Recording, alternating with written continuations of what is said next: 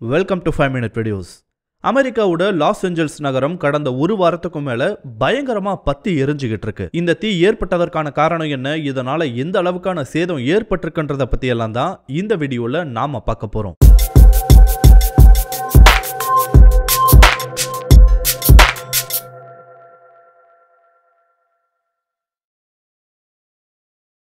அமெரிக்காவோட முக்கியமான நகரங்கள்ல ஒண்ணுதான் லாஸ் ஏஞ்சல்ஸ். அமெரிக்காவோட ரொம்பவே வெல்த்தியான நகரங்கள்ல ஒண்ணும் கூட. இங்க தான் உலக புகழ்பெற்ற ஹாலிவுட் அமைஞ்சிருக்கு. இப்படி பல விஷயங்களை கொண்ட லாஸ் ஏஞ்சல்ஸ் நகரத்துல கடந்த 2 வாரத்துக்கு மேல எரிஞ்சுகிட்டு இருக்க நெருப்பு இதுவரைக்கும் எதிர்பார்க்காத அளவுக்கான ஒரு சேதத்தை ஏற்படுத்தி இருக்கு. இந்த லாஸ் ஏஞ்சல்ஸ் நகரத்தை பத்தி சொல்லணும்னா இது அமெரிக்காவில் இருக்க மற்ற நகரங்கள் மாதிரி கிடையாது. இது ரொம்பவே வெல்த்தியான ஒரு நகரம். அமெரிக்காவோட பல பெரிய பணக்காரர்கள், உலக புகழ்பெற்ற மூவி ஸ்டார்ஸ்னு நிறைய பேர் இங்க வீடுகளை கட்டி வாழ்ந்து வர்றாங்க. அதுவும் சின்ன சின்ன வீடுகள் எல்லாம் கிடையாது, எல்லாமே பெரிய பெரிய மேன்ஷன்ஸ். அப்படி கட்டப்பட்டிருந்த பெரிய பெரிய மேன்ஷன்ஸ் எல்லாமே இந்த நெருப்புனால எரிஞ்சு சாம்பலாயிருக்கு. இப்போ வரைக்கும் கிடைக்கக்கூடிய தகவல்களை வச்சு பார்க்கும்போது லாஸ் ஏஞ்சல்ஸ் சுத்தி 65 மைல் ரேடியஸ்க்கு, இத கிலோமீட்டருக்கு கன்வெர்ட் பண்ணா ஆல்மோஸ்ட் 110 கிலோமீட்டர் அளவுக்கான நிலப்பகுதி இந்த நெருப்புனால எரிஞ்சுகிட்டு இருக்கான். இப்போ வரைக்கும் எரிஞ்சிட்டு இருக்க இந்த தீ இன்னும் அணையல, அணைக்கவும் முடியல. இந்த நெருப்பை கண்டெயின் பண்ணா மட்டும்தான் இதனால எந்த அளவுக்கான பாதிப்பு ஏற்பட்டிருக்குன்றதே தெரிய வரும்னு சொல்றாங்க. அதே மாதிரி இந்த தீயினால இதுவரைக்கும் 12,000க்கும் மேற்பட்ட வீடுகள் எரிஞ்சு சாம்பலாயிருப்பதாகவும் ஒரு தகவல் சொல்லப்படுது. அமெரிக்கா வரலாற்றிலேயே இப்படி ஒரு தீ விபத்து ஏற்பட்டதில்லைன்னு இது ஒரு மாபெரும் இழப்புதானும் குறிப்பிடுறாங்க. இப்படி லாஸ் ஏஞ்சலஸ் நகரத்தையே திருப்பி போட்டிருக்க இந்த தீ எப்படி ஆரம்பமாச்சுன்ற தகவல்களை பத்தி இப்போ நம்ம பார்க்கலாம். உண்மையை சொல்லணும்னா இந்த தீ எப்போ ஆரம்பிச்சது, எப்படி ஆரம்பிச்சதுன்னு இப்போ வரைக்கும் யாருக்குமே சரியா தெரியல. ஆனா கடந்த 1ஆம் தேதி, அதாவது நியூ இயர் அன்னைக்கு சிறிய அளவில் ஆரம்பிச்ச இந்த தீ கொஞ்சம் கொஞ்சமா பரவி இவ்வளவு பெரிய பாதிப்பை ஏற்படுத்தி இருக்குன்னு சொல்றாங்க. இந்த நெருப்பு எப்படி ஏற்பட்டிருக்கலாம்ன்றதுக்கு பின்னாடி நிறையவே தியரிஸ் சொல்றாங்க. அத பத்தியும் ஒன்னொன்னா இப்போ நம்ம பார்க்கலாம். ஒவ்வொரு வருஷமும் நியூ இயர் அன்னைக்கு செலிப்ரேட் பண்றதுக்காக பட்டாசுகளை, ஃபயர் ஒர்க்ஸ் வெடிச்சு செலிப்ரேட் பண்ணுவாங்க. இது உலகம் முழுக்க நடக்கிற ஒரு விஷயம் தான். அண்ட் அதே மாதிரி தான் நியூ இயரை வரவேற்பதற்காக லாஸ் ஏஞ்சல்ஸ் நகரத்திலையும் பட்டாசுகளையும் ஃபயர் ஒர்க்ஸையும் வெடிச்சு நியூ இயரை வரவேற்றிருக்காங்க. மேபி நியூ இயர் அன்னைக்கு வெடிச்ச அந்த ஃபயர் ஒர்க்ஸ்னால ஏற்பட்ட சின்ன தீப்பொறி தான் இப்போ கொழுந்து விட்டு எரிஞ்சிட்டு இருக்க நெருப்புக்கு ஒரு காரணமா இருக்கலாம்னு சாலிடாவே நம்புறாங்க. அதுவும் குறிப்பா இது எங்க ஆரம்பிச்சிருக்கலாம்னு சொல்றாங்கன்னா லாஸ் ஏஞ்சல்ஸோட மேற்கு பகுதியில டொபாங்கா ஸ்டேட் பார்க் இருக்கு. இது பசிபிக் பெருங்கடலை ஒட்டி இருக்க ஒரு வனப்பகுதி. இங்க ஏகப்பட்ட ஹைக்கிங் ட்ரையல்ஸும் இருக்காம். அதுல ஒரு ஃபேமஸான ஹைக்கிங் ட்ரையல் தான் ஸ்கல் ராக் ட்ரையல் ஹெட். இந்த ஸ்கல் ஹெட் ஹைக்கிங் ட்ரையல்ல பொதுவாவே வீக்கெண்ட்ஸ்ல மக்கள் அதிகமா ஹைக்கிங்ல ஈடுபடுவதை பார்க்க முடியும்னு சொல்றாங்க. இங்க நியூ இயர் அன்னைக்கும் சிலர் ஹைக்கிங் போய் நியூ இயரை செலிப்ரேட் பண்ணியிருக்காங்க. அங்க நியூ இயர் அன்னைக்கு ராத்திரி ஃபயர் ஒர்க்ஸ் வெடிக்கப்பட்டிருக்கு போல. அங்கதான் முதல்ல தீ ஏற்பட்டிருக்கு. 1ஆம் தேதி காலையில லாஸ் ஏஞ்சல்ஸ் ஃபயர் டிபார்ட்மெண்ட்டுக்கு இந்த நெருப்பு பற்றின தகவல் கொடுக்கப்பட்டிருக்கு. அவங்க வந்து பார்க்கும்போது 8 ஏக்கர் அளவுக்கு அந்த நெருப்பு பறவை எரிஞ்சுகிட்டு இருந்திருக்கு.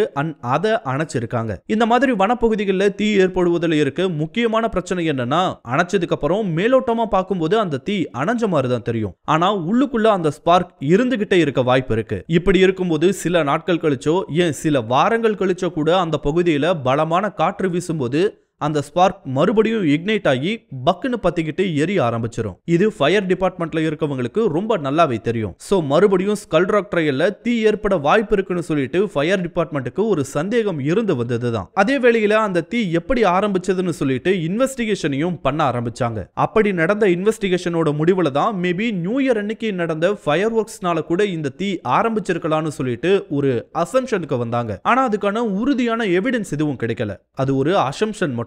அது மட்டும் இல்லாம அங்க நெருப்பு ஏற்படுவதற்கான வேறு சில காரணங்களும் இருந்துச்சு. அந்த காரணங்கள் என்னன்னு பார்க்கும்போது அந்த வழியா போகக்கூடிய ஹை கெபாசிட்டி எலக்ட்ரிக் கேபிள்ஸ் அருந்து விழுந்ததால கூட அந்த நெருப்பு ஏற்பட்டிருக்கலாம். இல்ல யாராவது வேணும்னே கூட அந்த நெருப்பை கொளுத்தி போட்டிருக்கலாம். இல்ல இயற்கையாவே இந்த நெருப்பு பத்தி இருக்கலாம். இப்படி பல்வேறு காரணங்கள் இருக்கு. ஆனா அது எல்லாமே முறையா இன்வெஸ்டிகேஷன் பண்ணா மட்டும்தான் தெரிய வரும். ஆனா அதுக்கு கண்டிப்பா நீண்ட நாட்கள் தேவைப்படும். சோ அது சம்பந்தமான சோதனையில் ஈடுபட்டு இருந்தாங்க ஃபயர் டிபார்ட்மெண்ட். அப்படி இருக்கும்போது தான் ஜனவரி 7ஆம் தேதி யாருமே எதிர்பார்க்காத ஒரு விஷயம் நடந்தது. அப்படி என்ன நடந்திருக்குன்னா, திடீர்னு அந்த பகுதியில பலமான காற்று வீச ஆரம்பிச்சிருக்கு. அதுவும் ஏதோ கம்மியான அளவெல்லாம் கிடையாது. கிட்டத்தட்ட 70 கிலோமீட்டர் 80 கிலோமீட்டர் அளவுக்கான வேகத்துல காற்று அங்க வீச ஆரம்பிச்சிருக்கு. இதனால அந்த பகுதியில் அணைக்கப்பட்டிருந்த நெருப்பு மறுபடியும் பத்தி எரிய ஆரம்பிச்சது. எரிய ஆரம்பிச்சது மட்டும் இல்லாம பலமான காற்றின் காரணமா ரொம்ப வேகமா பரவவும் ஆரம்பிச்சது. அப்படி பரவ ஆரம்பிச்ச அந்த நெருப்பு அடுத்த 24 மணி நேரத்துக்குள்ள அதோட வழியில இருந்த எல்லாத்தையும் எரிச்சு சாம்பலாக்கி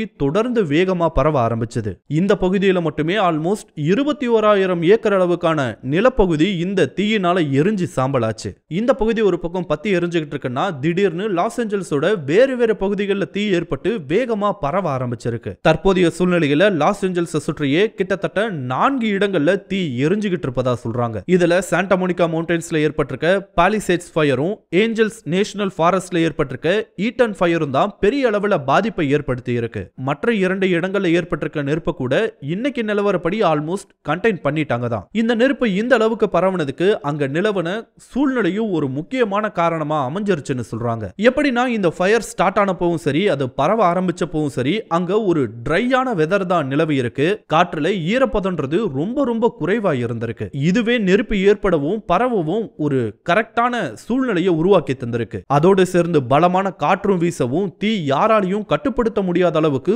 ரொம்ப பெரிய அளவுல பரவ ஆரம்பிச்சிருக்கு. அண்ட் இதுதான் இப்படிப்பட்ட ஒரு மிகப்பெரிய அழிவு ஏற்பட்டதற்கு ஒரு முக்கியமான காரணமா சொல்றாங்க. சரி, இப்போ எரிஞ்சுகிட்டு இருக்க இந்த நெருப்பு எப்போ அணையும் இல்ல அணைக்கப்படும் கேட்டா யாருக்குமே அதுக்கான விடை தெரியல. இப்போதைக்கு அங்க எரிஞ்சிட்டு இருக்க நெருப்பை கண்டெயின் பண்ண அங்க இருக்க ஃபயர் ஃபைட்டர்ஸ் ரொம்ப தீவிரமா முயற்சி பண்ணிட்டு இருக்காங்க. இப்போ அங்க வீசக்கூடிய காற்றோட வேகமும் ரொம்பவே குறைஞ்சிருப்பதால தீ மேற்கொண்டு பரவுவது குறைய ஆரம்பிச்சிருக்கு. நிலைமை இதே மாதிரி மெயின்டைன் ஆச்சுன்னா இன்னும் சில நாட்களுக்குள்ள அந்த தீயை கண்டெயின் பண்ண வாய்ப்புகள் அதிகமாவே இருக்குன்னு சொல்றாங்க. இதுக்கு நடுவுல தீ பரவாம இருக்க பகுதிகளில் இருக்கவங்க அவங்களோட வீட்டை காப்பாத்திக்க அவங்களே வீட்டை சுத்தி ஏற்பட்டிருக்கக்கூடிய தீயை அணைச்சிக்கிட்டு இருக்காங்க. இப்போ எரிஞ்சுக்கிட்டு இருக்க இந்த தீ தான் அமெரிக்க வரலாற்றிலேயே மிகப்பெரிய பொருள் சேதத்தை ஏற்படுத்தின ஒரு நிகழ்வா இருக்குன்னு சொல்றாங்க. அமெரிக்காவில் எப்படி எல்லாத்துக்குமே இன்சூரன்ஸ் இருக்கோ அதே மாதிரி வீடுகளுக்கும் வைல்டு ஃபயர் இன்சூரன்ஸ்ன்றது இருக்கு. இதோட பிரீமியம் ரொம்பவே காஸ்ட்லியும் வேற. அப்படி இன்சூர் பண்ண ப்ராப்பர்ட்டிஸோட வேல்யூ எல்லாம் வச்சு அசஸ் பண்ணும்போது இப்போ வரைக்கும் ஏற்பட்டிருக்க அழிவுல இன்சூர் பண்ண ப்ராப்பர்ட்டிஸே ஆல்மோஸ்ட் $20 பில்லியன் அளவுக்கு எரிஞ்சு சாம்பலாயிருக்கு. அதே மாதிரி ப்ராப்பரான இன்சூரன்ஸ் இல்லாத ப்ராப்பர்ட்டிஸ்னு பார்த்தா ஆல்மோஸ்ட் $30 பில்லியன் அளவுக்கு எரிஞ்சு சாம்பலாயிருக்கான். இத ரெண்டையும் சேர்த்து பார்க்கும்போது ஆல்மோஸ்ட் $50 பில்லியன் அளவுக்கான பொருள் சேதம் இந்த தீயினால லாஸ் ஏஞ்சல்ஸ்க்கு ஏற்பட்டிருக்கான். இங்க $1 பில்லியன் இந்திய ரூபாய் மதிப்புல ஆல்மோஸ்ட் 8,500 கோடி. இதை வச்சு அப்ராக்சிமேட்டா பார்த்தாவே 4.25 லட்சம் கோடி கடந்த 2 வாரங்கள்ல மட்டுமே லாஸ் ஏஞ்சல்ஸ்ல எரிஞ்சு சாம்பலாயிருக்கு. நெருப்பெல்லாம் ப்ராப்பரா எரிஞ்சு முடிச்சு இல்லனா அணைஞ்சு முடிச்சதுக்கு அப்புறம் தான் எவ்வளவு லாஸ் ஏற்பட்டிருக்கின்ற ஒரு துல்லியமான டேட்டா நமக்கு தெரிய வரும். இந்த நெருப்புனால பெரிய அளவிலான பொருளாதார இழப்பீடு ஏற்பட்டிருந்தாலும்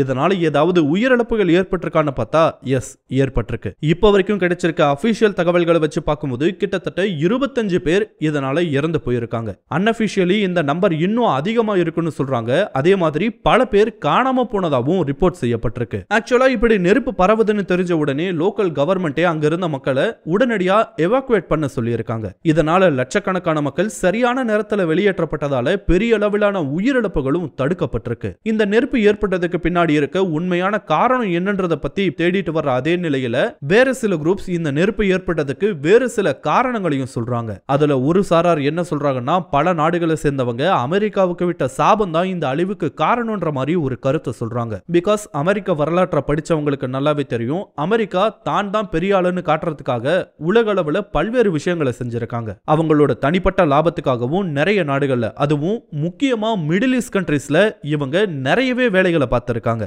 ரீசெண்டா நடந்துட்டு இருக்க பிரச்சனைகளை கூட அமெரிக்காவோட பங்கு பெரிய அளவுல இருக்கு. அண்ட் அதுல பாதிக்கப்பட்ட மக்களோட சாபம் தான் லாஸ் ஏஞ்சல்ஸ்ல ஏற்பட்டிருக்க இந்த அழிவுக்கு காரணம்னு சொல்லிட்டு ஒரு கருத்து சொல்றாங்க. அதே மாதிரி அமெரிக்காவுக்குள்ளேயே சிலர் என்ன சொல்றாங்கன்னா அமெரிக்க மக்களுக்கு கடவுள் மேல இருந்த பயம் போயிட்டதாவும் அதனால கடவுள் கொடுத்த தண்டனை தான் இதுன்ற மாதிரியும் ஒரு கருத்தை சொல்லியிருக்காங்க. இது இல்லாம இலுமினாட்டியை பேஸ் பண்ணி பல கான்ஸ்பிரசி தியரிஸையும் பார்க்க முடிஞ்சது. இப்படி பல்வேறு கருத்துக்கள் இந்த லாஸ் ஏஞ்சல்ஸ்ல ஏற்பட்டிருக்க நெருப்பு சம்பந்தமா சொல்லப்பட்டு வருது. முதலியே சொன்ன மாதிரி இந்த தீ எப்போ எப்படி ஏற்பட்டதுன்றதுக்கான காரணம் தெரியல. தீயெல்லாம் முழுசா அணைக்கப்பட்ட பிறகுதான் அதுக்கான இன்வெஸ்டிகேஷன் ஆரம்பிக்கும். இன்வெஸ்டிகேஷன் ஆரம்பிச்சு சில வாரங்களுக்கு பின்னாடி தான் இந்த ஃபயர் எங்க இருந்து ஆரம்பிச்சது, இதுக்கான காரணம் என்னன்றதே தெரிய வரும். ஒருவேளை அப்படி ஆரம்பிச்ச அந்த ஃபயர் ஃபயர் எதர்ச்சியா இல்லாம யாராலையோ இன்டென்ஷனா ஏற்படுத்தப்பட்டிருப்பது கண்டுபிடிக்கப்பட்டா அதுக்கு தகுந்த மாதிரியான நடவடிக்கைகள் எடுக்கப்படும் அறிவிக்கப்பட்டிருக்கு. ஏன் இப்பவே சில பேர் மேல எல்லாம் சந்தேகம் ஏற்பட்டு கைது செய்யப்பட்டிருப்பதா கூட தகவல்களை பார்க்க முடியுது.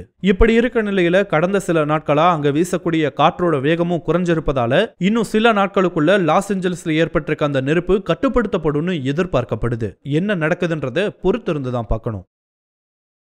சோ இதுதான் அமெரிக்காவோட பணக்கார நகரங்கள்ல ஒன்னான லாஸ் ஏஞ்சல்ஸ்க்கு மிகப்பெரிய அழிவை ஏற்படுத்திக்கிட்டு இருக்க நெருப்பை பத்தின தகவல்கள். இந்த வீடியோ உங்களுக்கு பிடிச்சிருந்தா லைக் பண்ணுங்க, கமெண்ட் பண்ணுங்க, ஷேர் பண்ணுங்க. இதே மாதிரியான புதிய வீடியோக்களை பார்க்க மறக்காம 5 Minute Videos சேனலுக்கு சப்ஸ்கிரைப் பண்ணுங்க. அண்ட் மறக்காம நோட்டிபிகேஷன் பெல் ஐகானையும் கிளிக் பண்ணி விடுங்க. தேங்க்யூ.